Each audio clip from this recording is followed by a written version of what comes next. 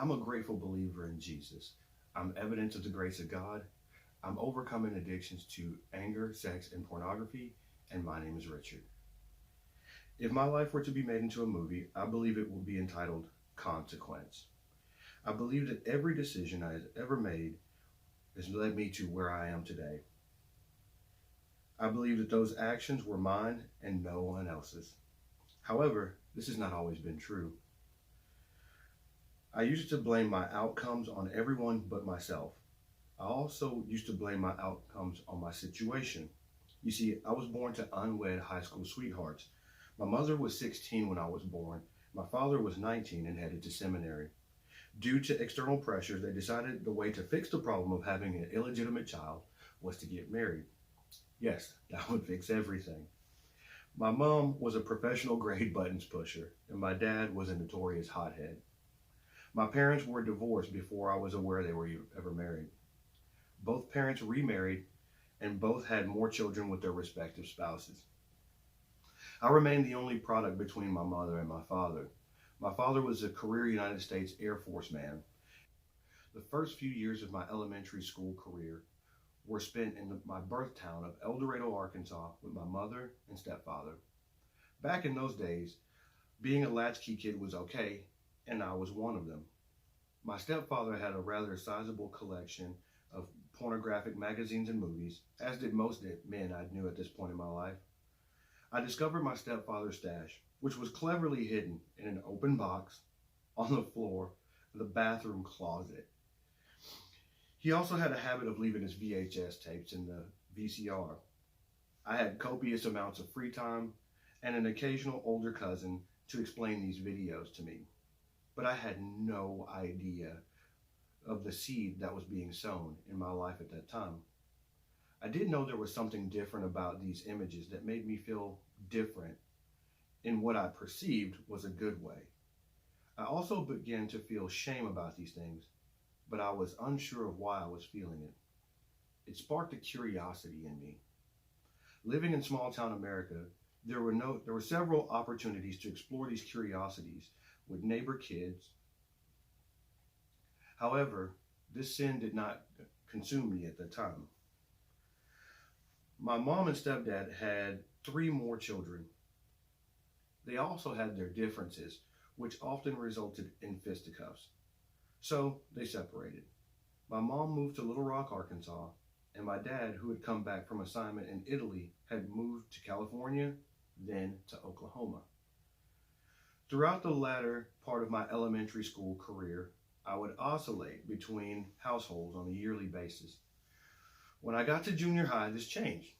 My dad was stationed at Vance Air Force Base in Enid, Oklahoma, aka Enid, America. Church attendance had always been as much a part of my life as going to school and making good grades. These things were not optional. No matter which parent I lived with, I carried them out without complaint. In Enid, my family attended a church that I simply fell in love with. It was there that I discovered what it was like to have a personal relationship with Jesus. I was happy there, and I chose to stay there for 3 years despite the arrangement my parents had worked out. My father and stepmother were thrilled that I had developed this relationship with Jesus, and I liked that they were happy with me. However, this happiness was short-lived. My grades at school began to drop. My parents were not happy about this. I didn't know why my grades were dropping. I was just trying my best and not getting the usual results. Neither my parents nor I knew I had ADD. They were trying to correct my declining academic performance with punishment.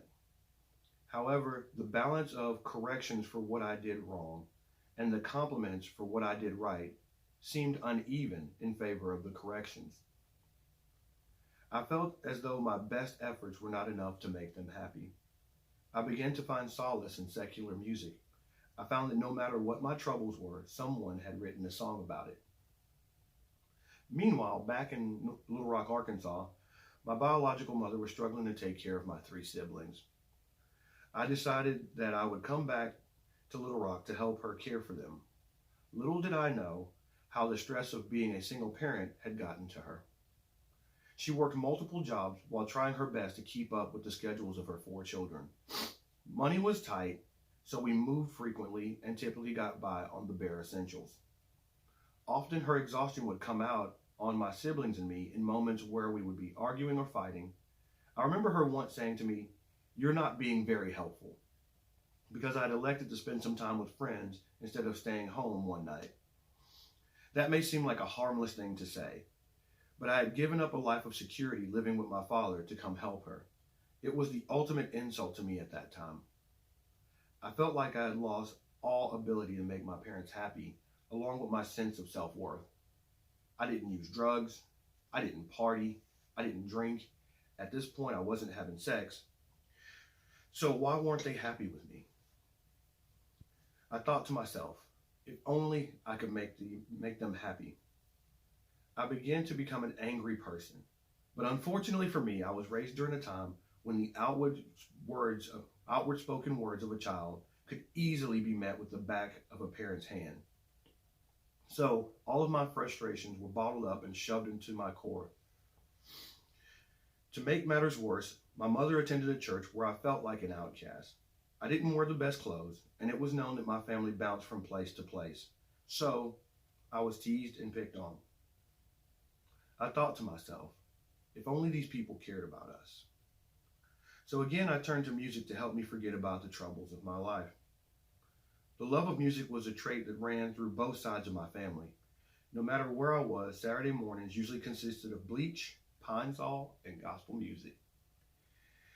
I didn't care much for the gospel music, so when times got hard, I found solace in my favorite artists that ranged from blues to heavy metal. Eventually, the music wasn't enough. By this time, I had reached high school and began to notice girls, and they began to notice me. The attraction reminded me of the feeling I had once before. It was the same rush I discovered while watching my stepfather's pornographic movies. It felt good. I discovered that I had a sense of humor, and girls liked that. I was on the football team. Girls liked that. I was in peak physical condition. Girls liked that, and I liked girls. Summer of 2000, as I entered my senior year of high school, I met a young lady who was having lots of trouble in life and thought to myself, I can save her. She was a drug addict who had run away from rehab, and I was a disgruntled young man who was discovering his sexuality. Nothing could go wrong here, right? Before next summer had come around, she was pregnant with our first child. I had a decision to make. Go to college out of state and barely ever see my child, or stay home, be a daddy, and give up on the idea of playing college football. I was an all-star tailback. Every time I'd get up, my coach would say, "Get your tailback on that bench." So I chose to stay home, but the decision brought with it some frustration and resentment. I dealt with these emotions the same way I dealt with them in the past: sex and anger. By this time, I'd given up on going to church, given up on a relationship with Jesus, and decided I would live a life that just felt good. This was the full plunge into my sexual addiction. Since sex was the only thing that made me feel good, I wanted to act out as frequently as possible. This led me to cheating on my then girlfriend and mother of my child. She felt that the reason I did this was because she was not good enough, and I allowed her to believe it. To curb my desire to have sex with other women, she would adhere to my every sexual whim. She subjected herself to things that no one should have to do just to keep me in the house. I wanted to get better at sex, so I studied pornography all the time. I made her watch with me so she could know what she was supposed to do and how she was supposed to do it. In the instances where she would be brave enough to tell me no, I would choose to masturbate, which would make her feel even more inferior. I thought to myself, if only she knew what she was doing. All the while, I had no idea of the damage I was doing to her or to myself. I got stuck in a sick cycle of needing more and more graphic material to satisfy my urges, and my sexual behaviors needed to keep up with the graphic nature of the films I watched. Pornography had warped the way I viewed women, the way I thought about sex, and the way I judged myself. I was in over my head, but this was all I had left to make myself happy. The truth was, I didn't know what made me happy. My girlfriend and I would fight about sex, then we'd have sex to make up for the fighting. This led us to child number 2, and eventually to a breakup. The reading entitled The Problem in the Celebrate Recovery Men's Sexual Addiction Leaders Manual says, the cure had become the disease. That's exactly where I was, watching my cure become the disease. The seed that had been sown in my childhood had blossomed, and the harvest was in full swing. Following the breakup with my children's mother, I was hurting, but not really sure how to express it or if I really wanted anyone to know. I was a single father and college student who was working towards getting into medical school. My addiction was still with me, and I acted out regularly. I mismanaged a cycle of girlfriends and sex partners while thinking to myself, if only I could find the right woman. I had many of what I call sympathy syndrome relationships, where I would hook up with a woman who had just gotten out of a bad relationship. She would fall for me because I was there at the right time. I would exploit her weakness. I would use sex to fix her and make her feel better, or so I thought. I would purposefully pick out women who looked like they had no self-esteem. She would be grateful to have someone who was interested in her, and my ego was fed by the idea that someone thought that I was the key to their happiness. I did all this with the notions of, it's just sex, and no one's getting hurt. I remember a song I used to listen to during these times put it best saying, the same things you're thinking might make you feel better are the same things that probably got you here. This should have sent alarms ringing like crazy in my head. This was God using my chosen medium to send me a message, and I ignored it. With each successive relationship ending, I became more and more detached from my emotions and reality. I felt as though I would never find that woman. A couple of years in broken relationships into my college career, I met a woman who I thought was the summit of all women. Somehow she had broken through all the callous and thorny layers of my heart and made me fall in love again. I was sure she was the one. However, my sexual obsession conflicted with sexual abuse she had suffered through in the past, and she left me. I was destroyed by this. I had mustered up all the faith I could have in a woman, placed it all on her, and she left me? I thought to myself, if only she hadn't been abused. I half-heartedly attempted relationships again and again after this. I was even engaged once. But each relationship ended with the same result. A broken relationship marred by my sexual obsession and pornography habits. Each time I allowed the woman to think that there was something wrong with her and that I was a normal man with a normal sex drive. The new cycle of life became relationship, breakup, grief, party, sex, emptiness, self-anger, rinse and repeat. I had lost control. And though I was not willing to admit it, I kind of figured it out when I heard myself say of a woman, she looks like my kind of trashy. I had hit such a depth that I was somehow drawn to my roots in the church that I had forsaken. I remember the words of my favorite Bible verse, Revelations 21:4. He will wipe away every tear from their eyes. There will be no more death or mourning or crying or pain, for the old order of things has passed away. This is what I really wanted, someone or something to take the pain away. During this time, I had several friends and some family members try to tell me that I had a problem, but being in denial, I thought, if only they knew me. The denial of my issues added to the frustration of my situation left me a miserable wreck. I was angry and would take it out on anyone who tried to call me out on my issues.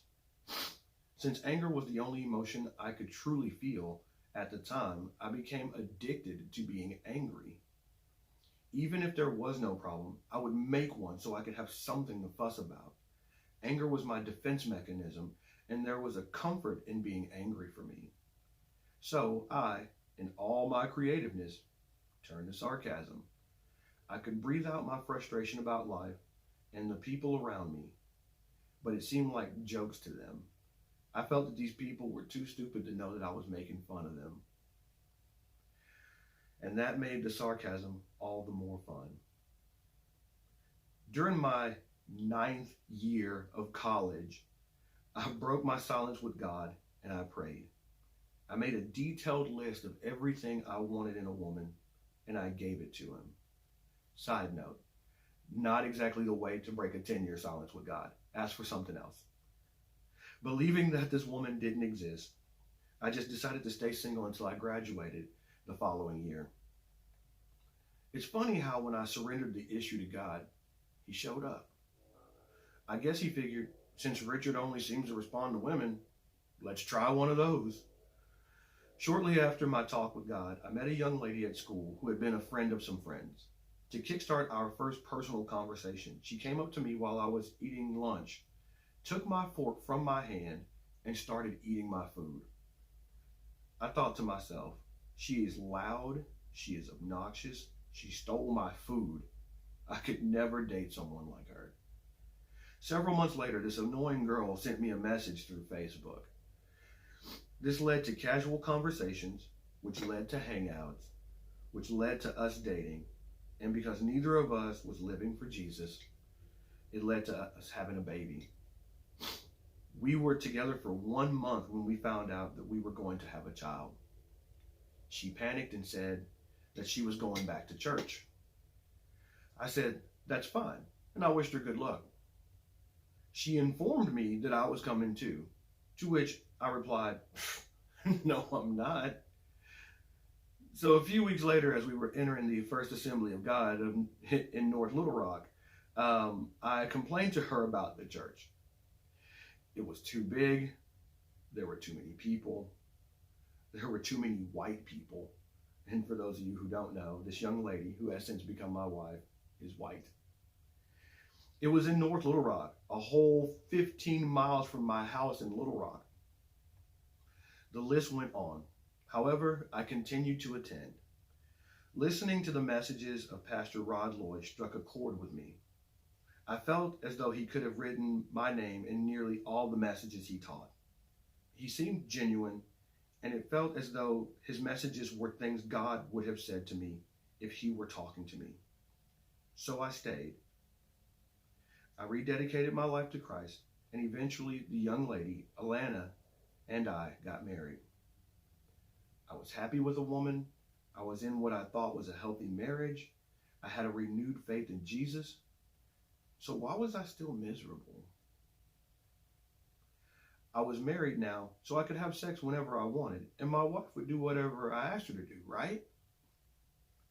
Those of you who are not laughing are obviously single. How could sex still be an issue for me? I tried getting my wife to watch pornography so I could educate her, but she was not having it. I was frustrated. To get my fix, I would allow myself to live in hypothetical fantasies.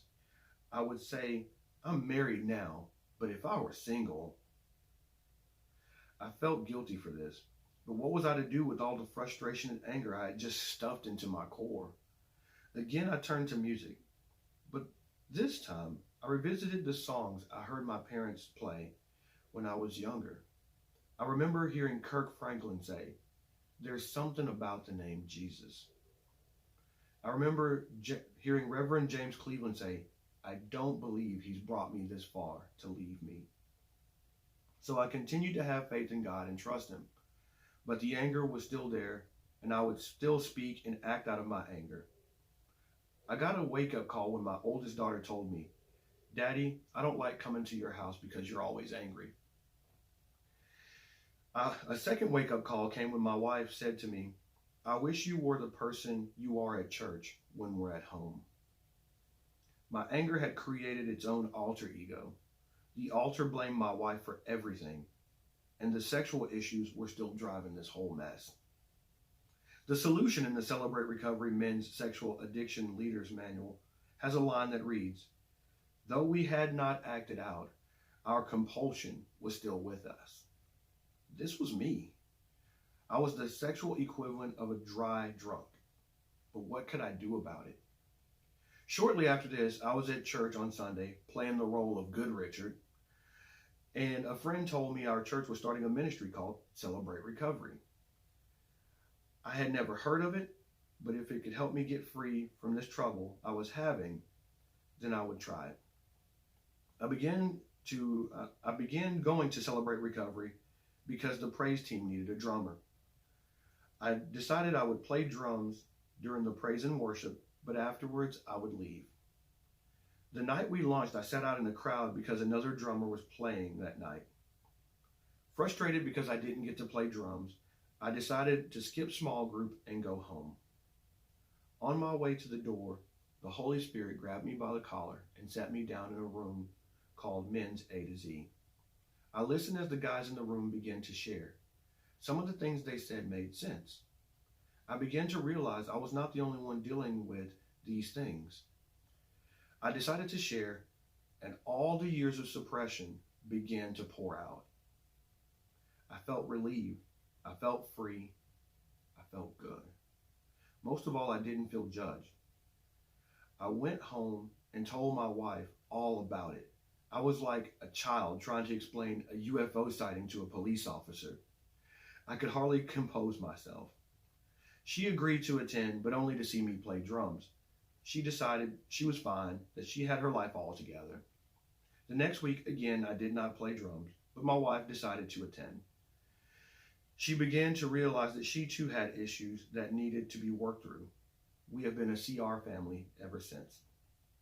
We started our first step study that summer, and later we were asked to be assimilation coaches for our ministry. We were hooked on Celebrate Recovery. Sometimes I feel bad because I share the story of my recovery more than I share the gospel of Jesus. However, I never fail to attribute my recovery to Jesus, His grace, and mercy.